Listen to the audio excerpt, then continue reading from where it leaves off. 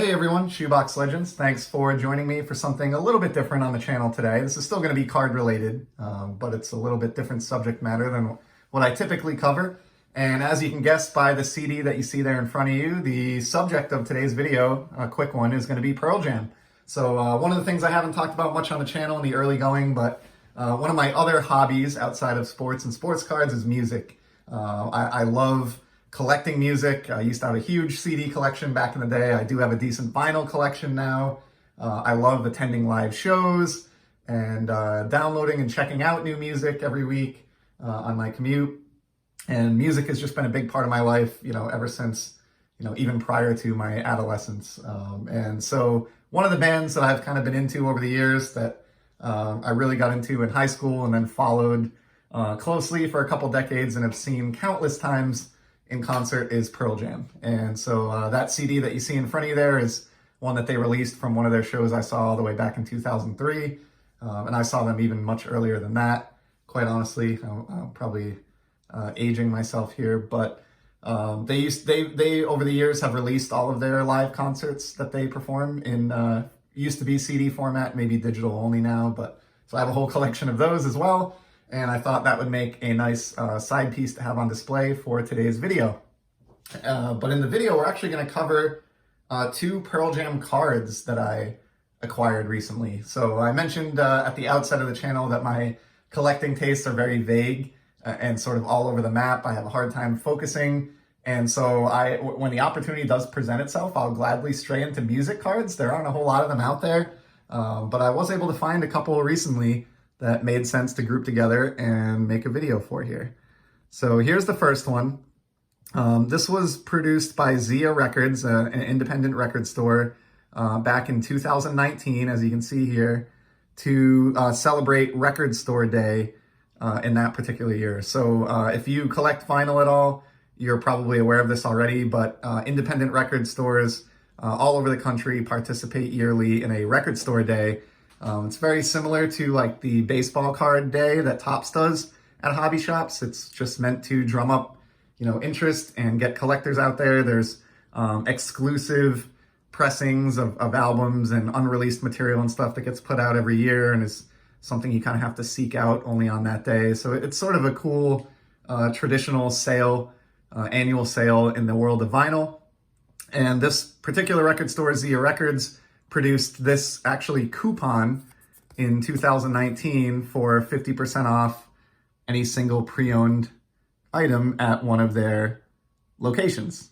And they did it though in an interesting fashion here. This is the same size as a standard trading card, same type of card stock and material, and even looks like it loosely borrows from the 1975 Topps design. So I like the creativity here. And I really like, of course, the large, Pearl Jam advertisement here that's front and center, sort of on the marquee for a small theater, it looks like. Pearl Jam has been involved in Record Store Day over the years and typically has some unreleased or rare material that gets pressed for that. And so this company recognized that with this card, which you could consider a coupon or you could consider a card. For my purposes, I consider it a trading card. And that will go into my small non-sport collection.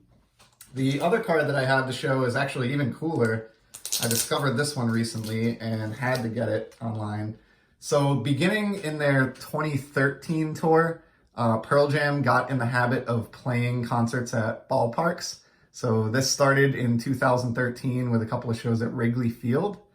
And somebody in their camp came up with a genius idea that if, we're playing at baseball fields, we should create some baseball cards. And for those 2013 Wrigley Field shows, they produced a Pearl Jam trading card set, which is heavily inspired by 1972 Topps, this year's Heritage set. So this seemed like a perfect time to show this off. And they released a set of trading cards that look like this one that you see here. This one happens to be BGS encapsulated. Only did that because the price was right. And these are actually not that cheap, believe it or not, even raw, and somewhat rare to come across. But you can see, as I mentioned, this is based largely on the 1972 Topps baseball design, but is sort of a black version of that and has the band name up top. And of course, this is of lead singer and guitarist Eddie Vedder. So I thought this was too cool. As a Pearl Jam fan, when I encountered this online, I knew I was going to bring this card home. It's just a great photograph of sort of the passion that you typically see if you've attended any Pearl Jam concerts from all the members of the band, but Eddie in particular. And he's one of the great rock vocalists of all time, in my personal biased opinion. And I just thought this was really cool. It's obvious that someone in the group or whoever was in charge of producing these cards, spent the time to do some research and model these after, an iconic Topps baseball set. So these don't feel like something that was just thrown together with very little effort.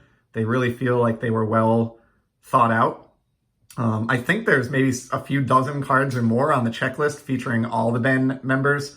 Eddie Vedder's cards are the most in demand on the secondary market. But like I said, these are actually surprisingly expensive. I've been watching a complete set of these where the seller is asking $1,000, which, I'm not going to pay, but I do have it on my watch list, maybe hoping that someday he'll send me an offer or be a little more reasonable about his complete set price. But if that never happens, that's okay. I am very, very glad to have this one Eddie Vedder that I do have.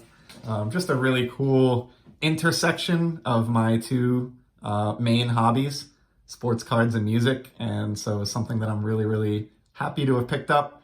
And it's kind of cool that you can be a fan of a band and at the same time form a small card collection of that same band. I think that's neat. I wish more groups did that. I certainly understand why they wouldn't, and it's a very niche thing, and I'm not sure how popular it would be, but for me personally, this is the intersection of two passions and hobbies that I enjoy, and for that reason, this was even at less than $40 that I paid for that BGS slabbed card there. It was one of my more satisfying hobby pickups of the last year, believe it or not. So just another example of, ways that you can get creative and enjoy this hobby, even when things like basketball cards and soccer cards are off the charts expensive and people are getting priced out of the hobby. I found a really awesome slab of a guy who I idolized as a kid and who I've shared some amazing live music moments with, and brought that home and added to the collection for, not a lot of money at all. So really happy with this. Believe it or not, this is not the extent of Pearl Jam cards that are out there. The 2013 set and this record store promo, they have other cards. And so we're going to cut this one off for today because we're approaching the 8-minute mark here, and I want to be respectful of everybody's time. But if there is any interest, I would love to hear from you in the comments below. If you hate Pearl Jam, I'd still love to hear from you in the comments below as to whether you have any kind of non-standard items like this in your collection. And if there is any interest, I'll do some more videos in the future that show some more of my Pearl Jam card collection. So that's it for today. If you stuck with me to the end, thanks for seeing it through on a video that was not your average video here on the channel. I hope you learned something or found it rewarding. And in any event, I will be back soon with some more content. Take care.